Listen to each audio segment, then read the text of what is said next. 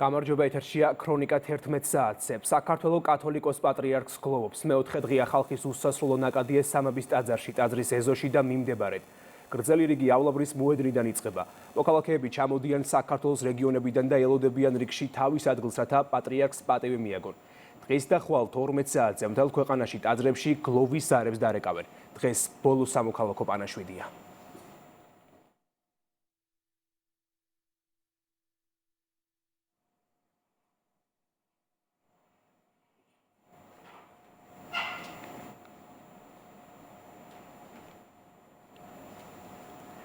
მეოთხე დღეა ეპოქალურ ილია მეორეს მთელი საქართველო ეთხოვება. პანაშვიდს ემოციის გარეშე არავინ ტოვებს. სამების საკათედრო ტაძრიდან მარიამ ბუღაძე ჩაგვერთვება, სადაც ამ წუთებში მიცვალებულთა მოსახსენებელი ლიტურგია მიმდინარეობს. დღეს გლოვის მეხუთე დღეა. სამების საკათედრო ტაძარში, რომელიც სწორედ ილია მეორის ინიციატივით აშენდა, გრძელდება სამოქალაქო პანაშვიდი. ამ დღების განმავლობაში ვნახეთ, რომ უწმინდესის სიყვარულმა მთელი საქართველო გააერთიანა და არც დღევანდელი დღეა გამონაკლისი. არც ერთი წუთით არ შემცირებულა ხალხის ნაკადი ტაძარში. ისინი უწყვეტად საათების განმავლობაში მოთმინებით და სიმშვიდით ელოდებიან თავის რიგს იმისთვის, რომ პატივი მიაგონ უკანასკნელად უწმინდეს და უნეტარეს ილია მეორეს. მადლობა პატრიარქო, ეს არის ის მთავარი სიტყვები, რომელიც ტაძარში ყველაზე ხშირად ისმის. ბუნებრივი აქ მოსულ მრევლს ყველაზე მეტი აქვს სათქმელი უწმინდესზე და უნეტარესზე, მის ღვაწლზე, თუმცა ემოციის გარეშე საუბარი ყველა მათგანს უჭირს. ამბობენ იმას, რომ საქართველომ დაკარგა ეპოქალური პიროვნება, თუმცა შეიძინა ზეციური მფარველი, რაც დიდი ნუგეში უნდა იყოს ჩვენი ქვეყნისთვის. გულისკევილია ყველა ქრისტიანისთვის, ყველა მართლმადიდებლისთვის და შეგვიძლია თხოვთ იმ გზას, რაც გასავლელი აქვს, იადავარდით ყოფილიყოს მოფენილი. ძალიან დიდი ღვაწლი და ძალიან დიდი ამაგი დატოვა საქართველოსთვის, არ ვიცი, დიდი დანაკლისია. ნამდვილად დასრულდა ეპოქა დიდი და არ მეგულება ადამიანი, რომელსაც სიყვარული არ დაეთესოს და არ ამგონია, რომ ეგეთი ვინმე კიდე იყოს ამ ქვეყანას. რამდენად მნიშვნელოვანი და ვინ ბრძანდებოდა ჩვენი პატრიარქი ჩვენი ერისათვის. ამაზე კომენტარის მე მგონი თქვა ზედმეტია, რომ გადახედავთ რა მდგომარეობა, რამდენი ხალხია მოსული. ღმერთმა აცხონოს ჩვენი პატრიარქის უკვდავის სული. ყველა ქართველის, ყველა ქრისტიანის მამა იყო და ძალიან ამაღელვებელია.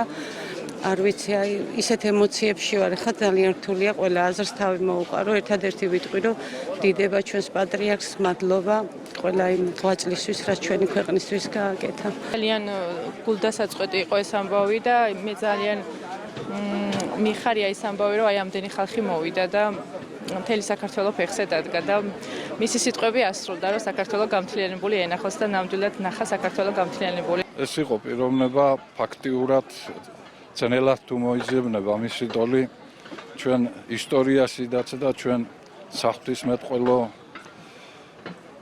ცხოვრებაშიდაც. ეს იყო პიროვნება, რომელმაც ეპოქა შექმნა, როგორც მრავალმა აღნიშნა იგი და როგორც ნათქვამი არის და როგორც ეს ვიცით, როგორი დამცირებული, დამცრობილი ჩაიბარა მან საქართველო და როგორ წარმატებული და აღმატებულს არ ტოვებს იგი. ეს არის ჩვენი ყველაზე დიდი და ყველაზე კარგი რაც არის ის, რომ არ ტოვებს იგი პირიქით, ის უფრო ახლოს არის ჩვენთან დღეს და ღმერთმა ქნას, რომ აი სიყვარული, რომელიც მან თავისი გარდაცვალებითაც მოგვიყარა თავი და გაგვაერთიანა, ეს სიყვარული შეგვენარჩუნებინოს. საქართველო მწუხარებით ემშვიდობება პატრიარქს. ამ დღების განმავლობაში სხვადასხვა უწყების წარმომადგენლებიც უწყვეტად მოდიან პატივის მისაგებად სამების საკათედრო ტაძარში. აქ დღის განმავლობაში უკვე იმყოფებოდა იუსტიციის მინისტრი მოადგილეებთან და თანამშრომლებთან ერთად, ასევე პატივი მიაგეს ეკონომიკის და სოფლის მეურნეობის მინისტრებმა თანამშრომლებთან ერთად.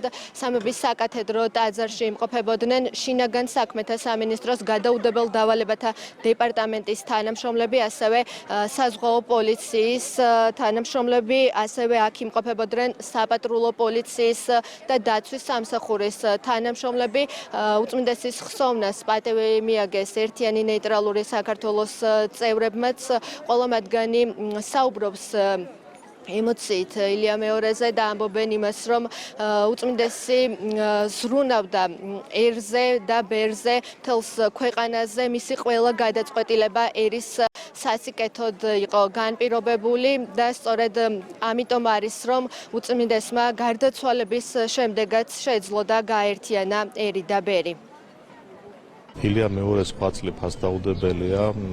ჩვენ ყველას გვახსოვს ეს ძნელბედობის პერიოდი, როდესაც საქართველოს გამოიარა სამოქალაქო ომი. ჩვენ გვახსოვს მისი თანადგომა და მისი მეთაურობით საქართველოს მართლმადიდებლური ეკლესიის თანადგომა ქართველი ხალხის მიმართ. ერთადერთი ნუგეში შეიძლება ითქვას 90-იან წლებში სამოქალაქო დაპირისპირების შემდგომ იყო ეკლესია და სწორედ ეკლესია მოახდინა ფორმირება და მას უდიდესი წვლილი მიუძღვის იმაში, რომ დღეს საქართველოს მოსახლეობა გაჯანსაღდა და კიდევ უფრო ძლიერი ერა ჩამოყალიბებას შეუწყო ამ ყველაფერმა ხელი. ძალიან რთულია პატრიარქზე საუბარი, ყველაზე მეტყველი არის ის ატმოსფერო, რაც საქართველოში სუფევს მისი გარდაცვალების წუთიდან. ჩვენ მცირედ მორწმუნეები ხილულ სასწაულს ვეძებთ ამ ქვეყანაზე და ნამდვილი სასწაულია ის, რაც სამების ტაძარში და საქართველოში ხდება ამ დღეების განმავლობაში. კიდევ ერთხელ დაგვაფიქრა მან იმასთან დაკავშირებით, თუ რამხელა წყალობა და მადლია იყო ქართველი და იცხოვრო პატრიარქის ილია მეორის პატრიარქობის პირობებში. ეს არის დიდი საჩუქარი და ამავდროულად არის დიდი პასუხისგებლობა და ჩვენ ვალდებული ვართ, რომ ღირსეულად გავაგრძელოთ როგორც ერმა მისი გზა. მეზღვაურისთვის რწმენა ის უმნიშვნელოვანესი მდგენელია, რომელიც მას საშუალებას აძლევს შორეულ ნაოსნობაში გაძლოს. შეასრულოს ის მის მიერ ნაკისრი ვალდებულებები, რომელიც საზღვაო საფრთხეებთან არის დაკავშირებული. ამდენადაც დღევანდელი დღე ჩვენთვის ძალზედ ტრაგიკული დღე არის და სურს რომ კიდევ ერთხელ დიდი სამძიმარი გამოუცხადოთ სრულიად საქართველოს სულიერი მამის გარდაცვალების გამო.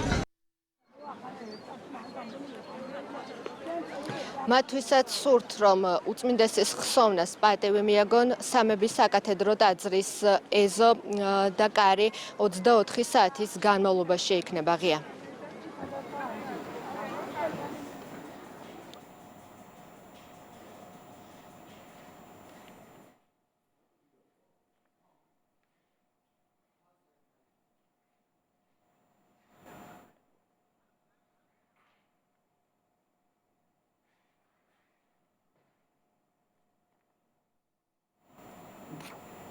უსმენდით მარიამ ბუღაძე სამების ტაძრის მიმდებარე ტერიტორიიდან. რიგი გრძელი და უწყვეტი იყო მთელი ღამის განმავლობაში. სამოქალაქო პანაშვიდის პარალელურად საგალობლები და სულის მოსახსენებელი პანაშვიდი უწყვეტ რეჟიმში სრულდებოდა. ხალხი, რომელიც ილია მეორის ეპოქაში ცხოვრობდა, მასთან გამოსამშვიდობებლად და პატიმის მისაგებად მიდის.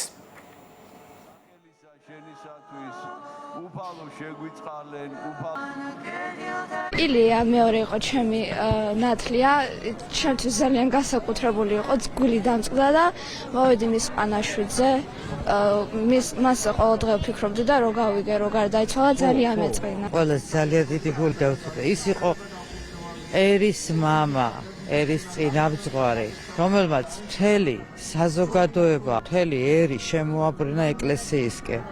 მართლმადიდებლობისკენ, რამხელა ძალა, რამხელა მადლი და რამხელა შთაგონება ჩაგუსახა თითოეულ ქართველს. ძალიან დიდი მადლი აქვს. ალბათ საერთოდ ყოველთვის ჩვენი ერისთვის, მართლაც ერის მამა იყო და ასე მგონია რომ გაჩერდა ყველაფერი. მიმძიმს რა, ძალიან მიმძიმს. ესეთი უდიდესი პიროვნება არა მარტო საქართველოში, მთელ მსოფლიოში ძალიან ცოტა. მე მოვედი იმიტომ რომ დიდი მადლობა მოუხადო მის პიროვნებას და პატივი ვცემ მის ხსოვნას. ჩვენი უწმინდესი იყო ისეთი პიროვნება, რომლებიც 1000 წლეულებში ერთი იბადება და ღმერთი ძალიან დიდ წყალობას გამოიღებს ხომ ერზე ასეთი ადამიანის დაბადებით და ჩვენმა უწმინდესმა 50 წელი ატარა მამამთავრობის ძალიან მძიმე ჯვარი რომელიც ვიცით რომ უფალი ატკბობს ასე ჯვარს უღელი ჩემი ტკბილარს და ტვირთი ჩემი სუბუქარს და სწორედ ჩვენმა პატრიარქმა უფლის წყალობით, უფალზე მინდობით ასეთი ცხოვრებით იცხოვრა მთელი ქვეყნის სიყვარული დაიმსახურა და სწორედ ამას ხედავთ ამ დღეების განმავლობაში ხედავთ იმას, რაც აქამდე არასდროს არ მომხდარა და ეს არის ძალიან დიდი სიყვარულის გამოხატულება. მთელი ქვეყნის მასშტაბით შენობებზე განთავსებულ ეკრანებზე 22 მარტის ჩათვლით პატრიარქ ილია მეორის ვიდეო რგოლებს აჩვენებენ. კადრებსა და ფოტოებს მისი ეპოქალური მოღვაწეობიდან.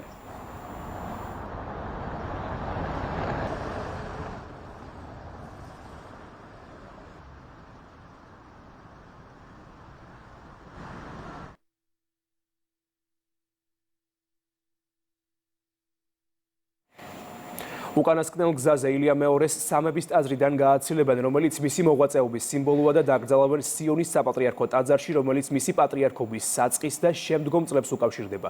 ისტორიულ ტაძარში, სადაც არაერთი სიწმინდეა დაცული. მარიამ ლორთქიფანიძე გვერდდება სიონის ტაძრიდან პირდაპირ ეთერში. სიონის საკათედრო ტაძარში, სადაც ხვალ კათოლიკოს პატრიარქს უწმინდესა და უნეტარეს ილია მეორის გადმოასვენებენ, საფლავის გაჭრის სამუშაოები უკვე დასრულებული არის, დარჩენილია მცირე დეტალები.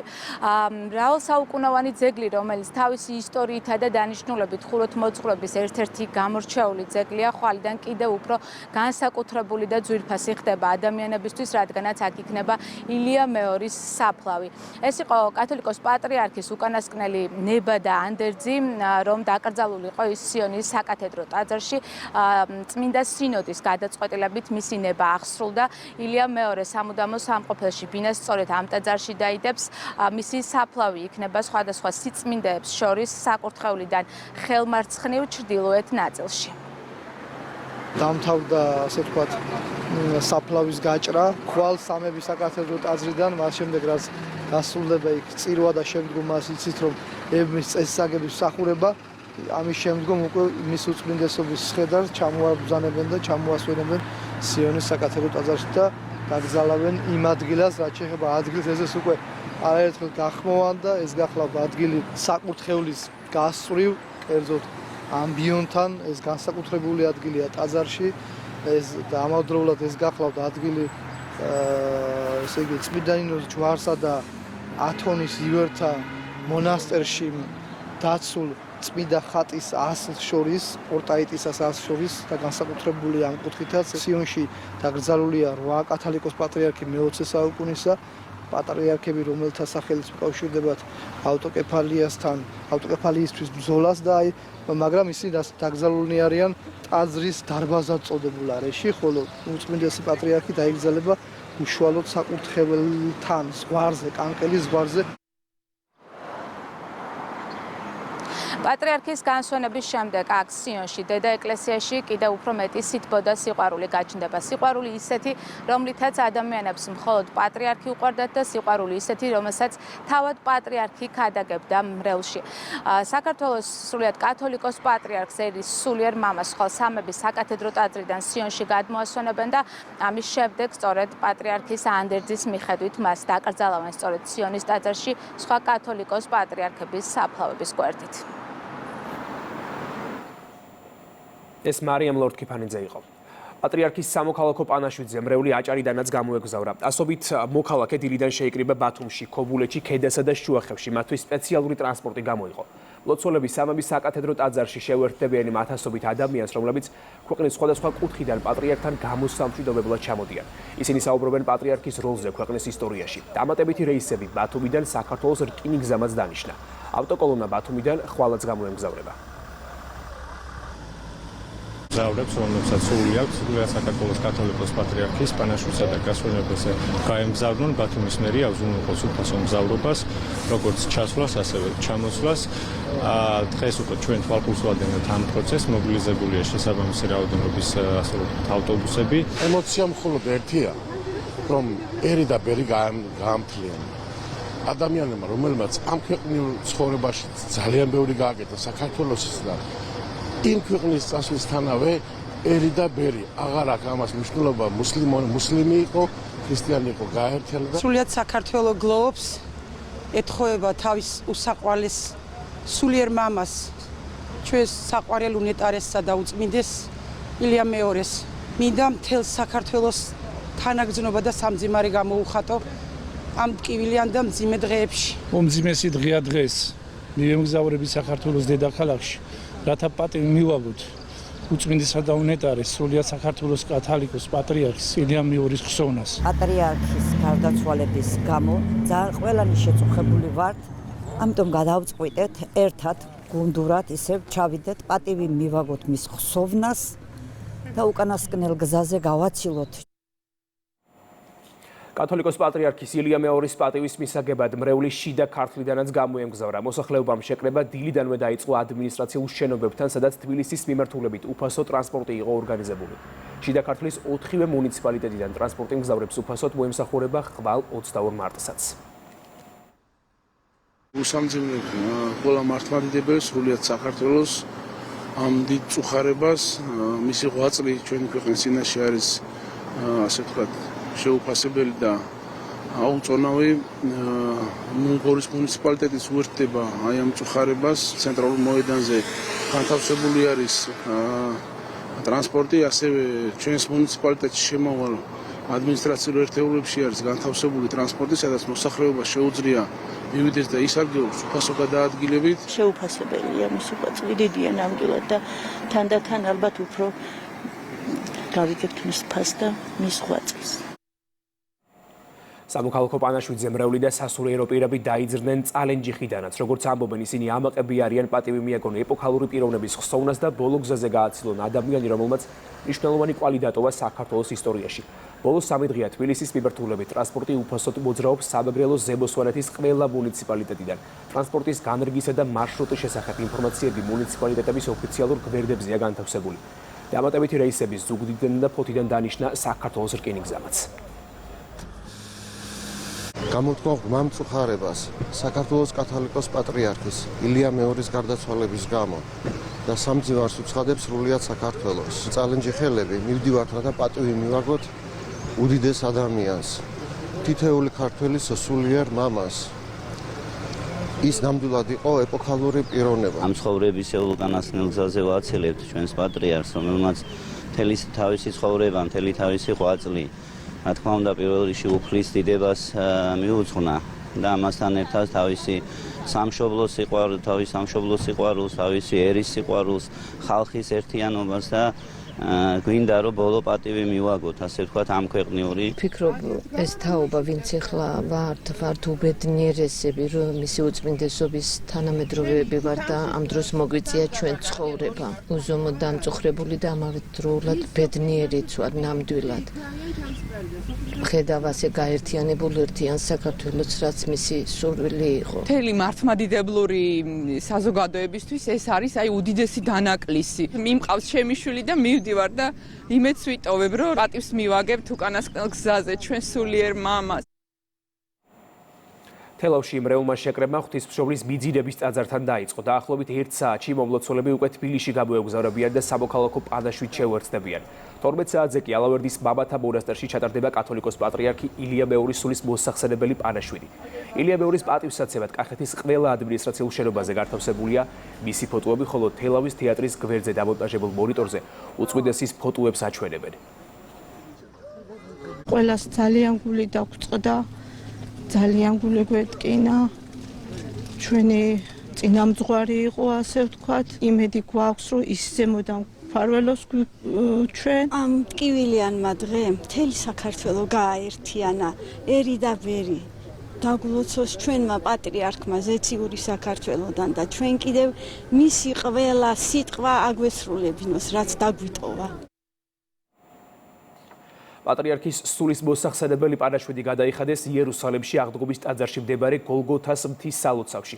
მსახურება შეასრულა წინამძღვარმა ისიდორემ. მსახურების ამსახველ ფოტოებთან ერთად იერუსალიმის საპატრიარქომ სოციალურ ქსელში განცხადებაც გაავრცელა. გოლგოთაზე ტრისაგიონი საქართველოს პატრიარქის, მისი უწმინდესობის ილია მეორის სულის ხსოვნისა და მარადიული განსასვენებლისთვის, უხუცესის კიდობნის მცველისა და აღდგომის ეკლესიის წინამძღვრის, მისი ყოვლადუსამღვდელოესობის იერაპოლისის მთავარეპისკოპოსის ისიდორეს მიერ. პრემიერმა ირაკლი კობახიძემ საქართველოს კათოლიკოს პატრიარქის გარდაცვალებასთან დაკავშირებით უზბეკეთის პრეზიდენტის შავკატ მირზოევის საბძიბრის წერილი მიიღო. უზბეკეთის რესპუბლიკის პრეზიდენტი ღრმა მწუხარებას გამოთქვამს და გამოხატავს თანაგრძნობას მთავრობის მეთაურისა და ქართველი ხალხის მიმართ. ღრმა მწუხარებით შევიტყვეთ სრულიად საქართველოს კათოლიკოს პატრიარქის ილია მეორის გარდაცვალების სამწუხარო ამბავი. დარწმუნებული ვარ ქართველი ხალხის გულებში სამუდამოდ დარჩება ამ გამორჩეული ადამიანის, სამშობლოს ერთგული და თავდადებული შვილის ნათელი ხსოვნა, რომელმაც ღირსეული წვლილი შეიტანა რელიგიური შემწყნარებლობის, მშვიდობისა და ეროვნული თანახმობის განმტკიცებაში, ჰუმანიზმის მაღალი იდეალების აქტიურად პოპულარიზაციასა და საზოგადოების სულიერი საფუძვლების განმტკიცებაში. ამ რთულ და მწუხარე დღეებში ჩემი და მრავალეროვნული ქვეყნის უზბეკეთის ხალხის სახელით გამოვხატავ გულწრფელ სამძიმარს. ამ რთულ და მწუხარე დღეებში ჩემი და მრავალეროვნული ქვეყნის უზბეკეთის ხალხის სახელით გამოვხატავ გულწრფელ სამძიმარს თანაგრძნობას თქვენი და მეგობარი ქართველი ხალხის მიმართ. უწმინდესისა და უნეტარესის ილია მეორის გარდაცვალებასთან დაკავშირებით კვიპროსში საქართველოს საელჩოს წარმომადგენლობითი პალატის პრეზიდენტი ანიტა დემეტრიუ ეწვია და სამძიმრის წიგნში ჩანაწერი გააკეთა. მან საქართველოს საგანგებო და სრულუფლებიან დესპანს გადასცა საქართველოს პარლამენტის თავმჯდომარის მიმართ გამოხატული პირადი სამძიმარი. საელჩოში სტუმრებისას პალატის პრეზიდენტმა გაიხსენა მისი უწმინდესობის ისტორიული ვიზიტი კვიპროსში 2014 წელს და ხაზი გაუსვა ორი ეკლესიის მჭიდრო ისტორიულ კავშირებს. კვიპროსში საქართველოს საელჩოში გახსნილ სამძიმრის წიგნში ჩანაწერი გააკეთეს და ქართველ ერს მიუსამძიმრეს რესპუბლიკის საგარეო საქმეთა სამინისტროს კვიპროსის რესპუბლიკაში აკრედიტებულმა დიპლომატიური კორპუსის წარმომადგენლებმა. საელჩო მადლობას უხდის კვიპროსის ეკლესიას, მთავრობას, წარმომადგენლობით პალატას და აკრედიტებულ დიპლომატიურ კორპუსს გამოხატული თანაგრძნობისთვის. მისი უწმინდესობა არა მხოლოდ საქართველოს მართლმადიდებელი ეკლესიის სულიერი წინამძღოლი, არამედ რწმენის, სიბრძნისა და ეროვნული ერთიანობის გამორჩეული საყრდენი იყო. იგი დაუღალავად ემსახურებოდა მშვიდობას, შერიგებას და საქართველოს მდიდარი კულტურული და ზნეობრივი მემკვიდრეობის დაცვას. მსოფლიომ ჭეშმარიტად ისტორიული პიროვნება დაკარგა, რომლის მამობრივი სიყვარული და ზნეობრივი სიცხადე სცილდებოდა საქართველოს საზღვრებს. მისი გარდაცვალებით გამოწვეული დანაკარგი განსაკუთრებით მძაფრად იგრძნობა გლობალური არასტაბილურობის პერიოდში, როდესაც მისი მშვიდი და მტკიცე ხმა მნიშვნელოვანი საყრდენი იყო მშვიდობისა და საერთაშორისო წესრიგისთვის. მისი ღვაწლი შთაგონების წყარო იყო მომავალი თაობებისთვისაც. ჩვენ ფიქრებით და ლოცვებით ქართველი ხალხის გვერდით ვართ. მარადიული იყოს მისი ხსოვნა. ბუდაპეშტშია საქართველოს პრემიერ-მინისტრი, სადაც დაახლოებით 1 საათში კონსერვატიული პოლიტიკური მოქმედების კონფერენცია დაიწყება. მსჯელობის მთავარი საკითხებია ტრადიციული ღირებულებების დაცვა, მიგრაციის შეზღუდვა, ეროვნული სუვერენიტეტისა და ქრისტიანული ფასეულობების გაძლიერება. სესიაზე სიტყვით გამოვა საქართველოს მთავრობის მეთაური ირაკლი კობახიძე. ღონისძიებას 51 ქვეყნიდან 667 სტუმარი დაესწრება. ნინი გოგიშვილი ბუდაპეშტიდან პირდაპირ ეთერში. კონსერვატიული პოლიტიკური მოქმედების კონფერენცია დიდი ხნით ადრე დაიგეგმა, შესაბამისად საქართველოს მთავრობის მეთაური ბუდაპეშტშია, სანამ გახსნითი სესია დაიწყება, მანამდე ამ წუთებში ორი ქვეყნის პრემიერ-მინისტრებს შორის შეხვედრა მიმდინარეობს, ანუ ვიქტორ ორბანს ექნება საშუალება, რომ პირადად მიუსამძიმროს ირაკლი კობახიძეს ის დანაკლისი, რასაც ახლა საქართველო გლოვობს. პირისპირ შეხვედრის შემდეგ კი ირაკლი კობახიძე და ვიქტორ ორბანი უკვე გადმოინაცვლებს კონფერენციაზე, სადაც დამსწრე საზოგადოებას მიმართავს ირაკლი კობახიძე. ეს პლატფორმა გამოყენებული იქნება მთავრობის მეთაურის მხრიდან იმისათვის, რომ დამსწრე საზოგადოებას მთავრობის მეთაურმა უამბოს და გააცნოს საქართველოს კათოლიკოს პატრიარქი, დეტალურად ისაუბროს თუ რა ნაბიჯები გადადგა მან ნახევარი საუკუნის განმავლობაში იმისათვის, რომ ქრისტიანული ღირებულებები, ქრისტიანობა უფრო მეტად გაძლიერებულიყო არა მხოლოდ საქართველოში, არამედ მთელ მსოფლიოში და რა დანაკლის გლოვობს ახლა მთელი საქართველო. ირაკლი კობახიძე სწორედ საკუთარი სიტყვით გამოსვლის დროს ამ თემებზე გააკეთებს აქცენტს და დამსწრე საზოგადოებას 51 ქვეყნის 667 პირს პირადად უამბობს იმ ნაბიჯებს, რა ნაბიჯებით საქართველოს კათოლიკოს პატრიარქმა 49 წლის ნაბიჯებში სურვილები გადადგა იმისათვის, რომ მთელ მსოფლიოს ენახა ის კადრები, რასაც მგლოვიარე საქართველოში ხედავს. ასევე განიხილება ამ კონფერენციის ფარგლებში სხვადასხვა საკითხები, მათ შორის მიგრაციასთან ბრძოლა, ქვეყნის ეროვნული იდენტობისა და ღირებულებების დაცვა, ქვეყნის სუვერენიტეტის გაძლიერება, ანუ ეს ის პლატფორმაა, რომელიც საქართველოს მთავრობის მეთაური გამოიყენებს და ისაუბრებს ქვეყნისათვის მნიშვნელოვან საკითხებზე, თუმცა ირაკლი კობახიძისთვის წლევანდელი წელი, წლევანდელი გამოსვლა იქნება უფრო მეტად ემოციური, რადგან მას ბევრი ექნება სასაუბრო საქართველოს კათოლიკოს პატრიარქთან დაკავშირებით. ჩვენ ველოდებით გახსნის სესიას, ველოდებით ირაკლი კობახიძის გამოსვლას, ასევე დღეს დამსწრე საზოგადოებას მიმართავს უნგრეთის პრემიერ-მინისტრი. ამ კონფერენციის მნიშვნელობა უკვე ყველასთვის კარგად ცნობილია და სწორედ ეს პლატფორმა იქნება წელს იმისათვის დამატებითი შესაძლებლობა, რომ მსოფლიოს სხვადასხვა ქვეყნიდან ჩამოსულმა პირებმა, მათ შორის მედიის წარმომადგენლებმა კიდევ ერთხელ მოისმინონ საქართველოს კათოლიკოს პატრიარქის ღვაწლზე. მოკლედ ველოდებით ახლა გახსნით სესიას და დამატებით მაყურებელს ვეტყვი, რომ მას შემდეგ, რაც დასრულდება პირისპირ შეხვედრა, ასევე დაასრულებს ირაკლი კობახიძე სიტყვით გამოსვლას, ის კვლავ დაბრუნდება საქართველოში იმისათვის, რომ შეუერთდეს იმ გლოვას, რომელიც უწყვეტ რეჟიმში საქართველოში მიმდინარეობს და ის გააცილებს კათოლიკოს პატრიარქს უკანასკნელ გზაზე. ეს ნინი გოგიშვილი იყო ბუდაპეშტიდან და ისევ ვუბრუნდებით სამების საკათედრო ტაძრის მიმდებარე ტერიტორიას, სადაც მეოთხე დღეა ხალხის უწყვეტი ნაკადია.